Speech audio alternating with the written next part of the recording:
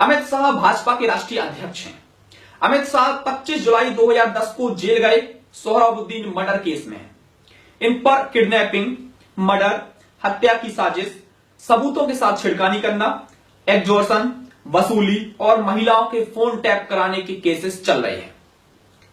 अब हम आगे बढ़ते हैं, केशव प्रसाद मौर्य पर आते हैं। केशव प्रसाद मौर्य कौन है? केशव प्रसाद मौर्य भाजपा उत्तर प्रदेश अध्यक्ष हैं। इनका भी यही कहना है कि ये भी उत्तर प्रदेश को दंगा मुक्त कराएंगे और समाजवादी पार्टी के गुंडों से मुक्ति दिलाएंगे। ये भाजपा उत्तर प्रदेश अध्यक्ष केशव प्रसाद मौर्य का कहना है। तो मैंने केशव प्रसाद मौर्य की थोड़ी कुंडली निकाली और इलेक्शन कमीशन से डिटेल्स निकाली। तो केशव प्रसाद मौर्य पर क्या क्या निकला जरा सुनिए। केशव प्रसाद मौर्य पर 11 केस रजिस्टर्ड है, क्रिमिनल केस। सुनिए जरा कौन कौन से हैं।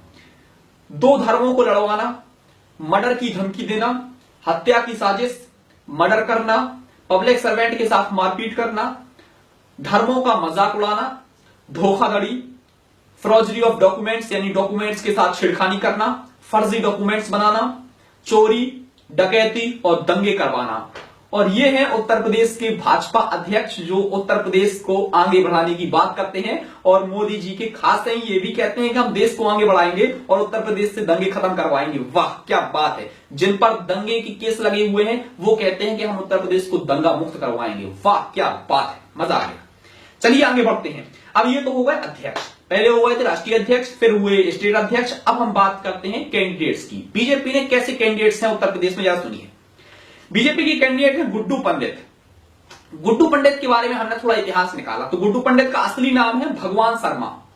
नाम भगवान है लेकिन जरा आप इनके कांड सुनेंगे तो आपको भी शर्म आ जाएगी। गुड्डू पंडित पर 13 केस रजिस्टर्ड हैं, 2 बलात्कार, 4 हत्या, 8 साल जेल, दंगे करवाना, धोखाधड़ी, किडनैपिंग, एक्सटॉर्शन, वसूली, अन्य। इतने केस हैं गुड्डू पंडित पर रजिस्टर्ड। और ये कहते हैं कि ये उत्तर प्रदेश को दंगा मुक्त करवाएंगे।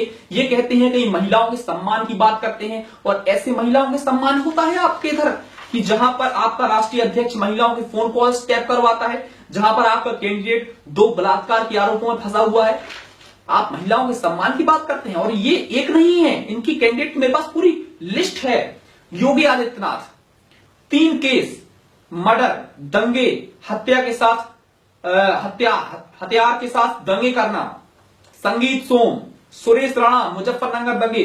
ऐसे मेरे पास बहुत लंबी लिस्ट है। अगर मैं आपको बताऊं तो बीजेपी उत्तर प्रदेश को बर्बाद कर देगी। जब बलात्कार के आरोपियों को टिकट दिए जाते हैं तो ये क्या महिलाओं के सम्मान की बात करते हैं। अब आपको खुद सोचना चाहिए और खुद समझना चाहिए कि इन्होंने क्या किया। चलिए अब मैं आपको और थोड़ा अंदर लेके चलता हूं। 2014 में नरेंद्र मोदी जी ने एक बयान दिया था और पब्लिक मीटिंग में भाषण में यह कहा था कि अगर उनकी सरकार आई तो 1 हफ्ते के भीतर भीतर सारे क्रिमिनल्स जो एमपी हैं और उनके नेता हैं वो सबको जेल भेज देंगे 1 हफ्ते के अंदर अंदर। यानी आज मैं बयान दे रहा हूं तो हफ्ते भर बाद, यानी अगर मान लो 26 तारीख को मेरी सरकार बनी तो अगले हफ्ते भर में सारे के सारे ये जेल चले जाएंगे। अब आपको मैं और थोड़ी इसके बारे में इंफॉर्मेशन दे दूं कि 3 साल बीत गए, 3 साल एक भी बीजेपी का नेता जेल नहीं किया। आपको बताऊं जरा बीजेपी के नेताओं के बारे में थोड़ा इतिहास बता दूं आपको। बीजेपी के 281 एमपी हैं,